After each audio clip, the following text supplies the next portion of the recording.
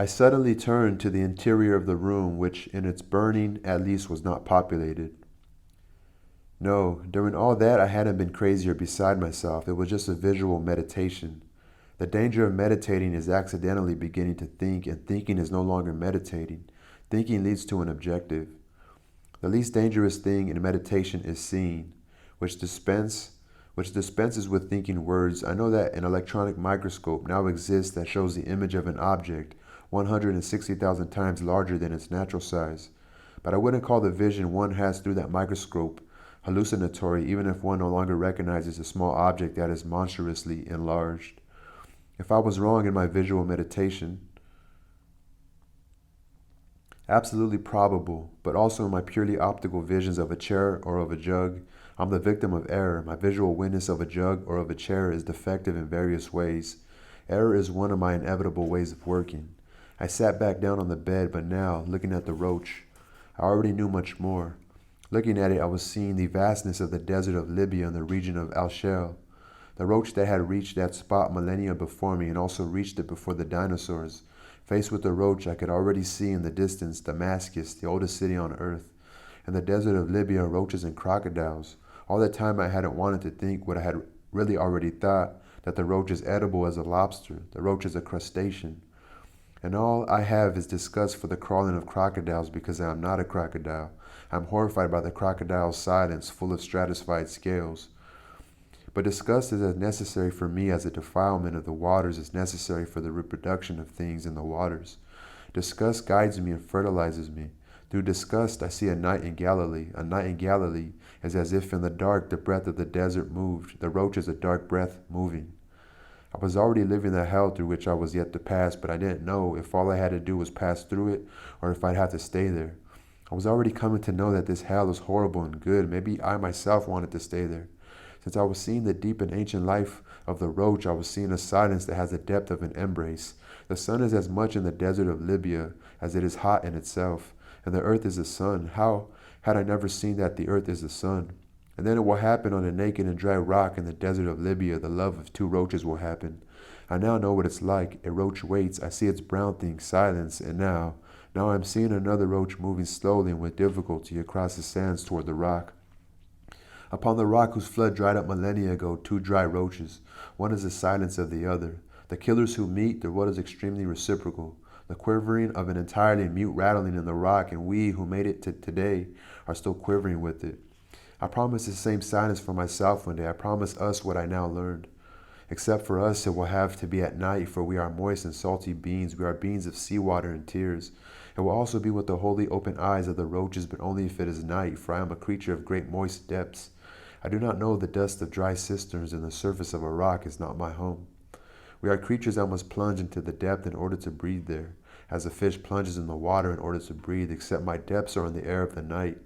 Night is our latent state. And it is so moist that plants are born, in houses the lights go out in order to hear the crickets more clearly, and so the grasshoppers can walk atop the leaves almost without touching them. The leaves, the leaves, the leaves. In the night, the soft anxiety is transmitted through the hollow of the air, and void is a means of transport. Yes, not for us to love in the diurnal desert. We are the ones that swim. The night air is soggy and sweetened, and we are salty since sweating is our exhalation. Long ago I was drawn with you in a cave, and with you I swam from its dark depths up to today. I swam with my countless cilia.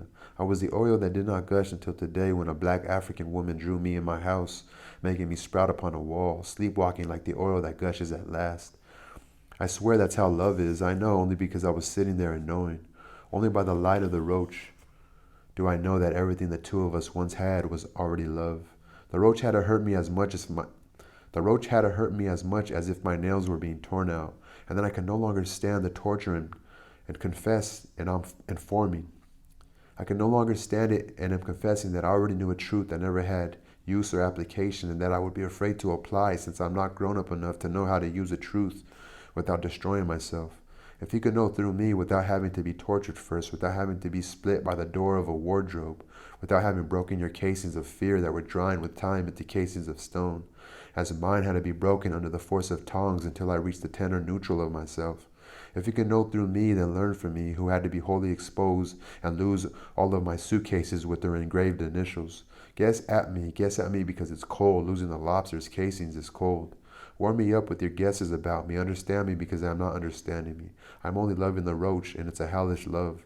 But you're afraid. I know you were always afraid of the ritual, but when one has to be tortured to the point of becoming a nucleus, then one starts demonically wanting to serve the ritual, even if the ritual means consuming oneself.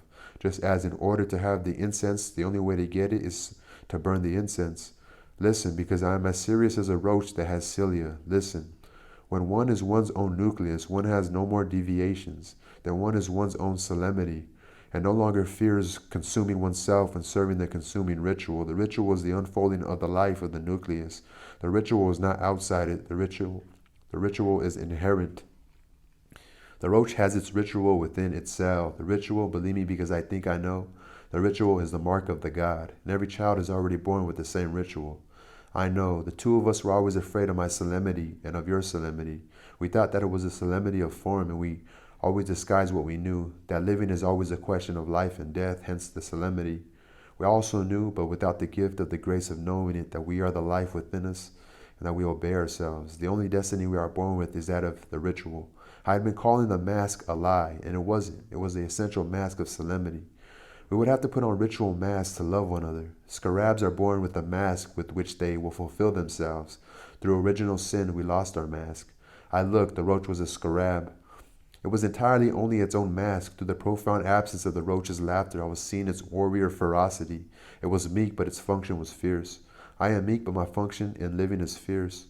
Ah, prehuman love invades me. I understand. The form of living is a secret so secret that it is a silent crawling of a secret. It's a secret in the desert, and I certainly already knew. Since by the light of the love of two roaches there came to me the memory of a true love I once had, and that I didn't know I'd had. Since love then was something I understood with the word, but there was something that must be said. It must be said. Peace.